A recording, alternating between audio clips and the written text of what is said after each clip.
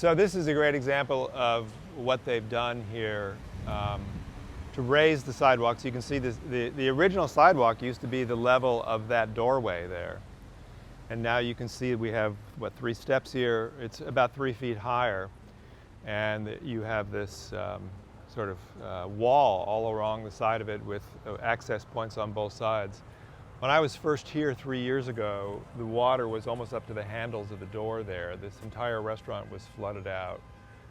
It was a complete disaster.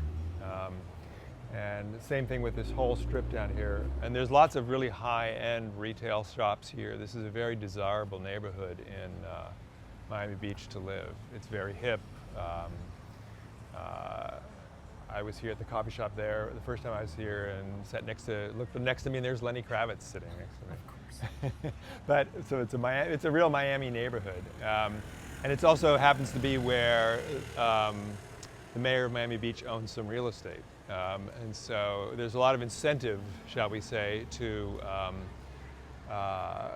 fix this place.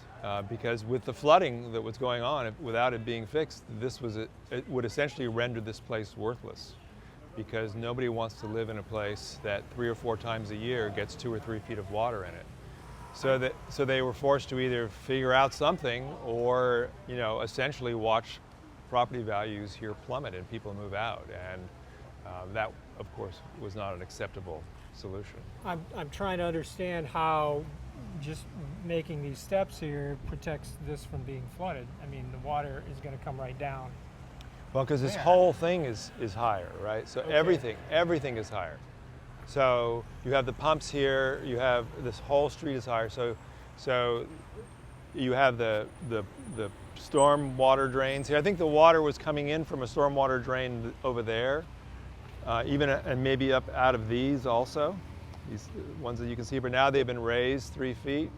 You have pumps so that if the water does get high, they can suck it out of here. And then this area here, this sort of low spot here that you would think the water would roll into, some drainage from, like, especially rainstorms and stuff can roll into this, but it's well designed so that it drains out well. It has a tilt to it. It has drainage spots along on the inside there, so you're not going to get more than a couple of inches of water here.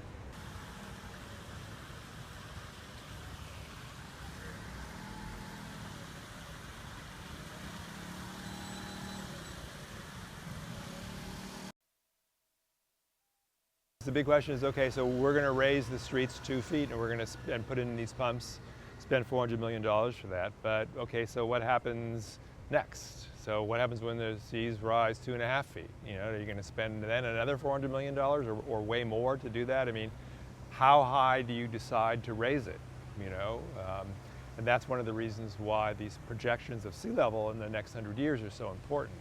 If we have 6 feet of sea level rise by the end of the century, or 8 feet, that's a whole different scenario for engineers, city engineers, than if we have 1.5 feet or 2 feet, which is also why cutting emissions right now is so important, because we're really on that cusp where if we make dramatic cuts now, we still have a chance of slowing, not stopping, but slowing sea level rise, so that we don't have to engineer for 6 or 8 or 10 feet of sea level rise by the end of the century.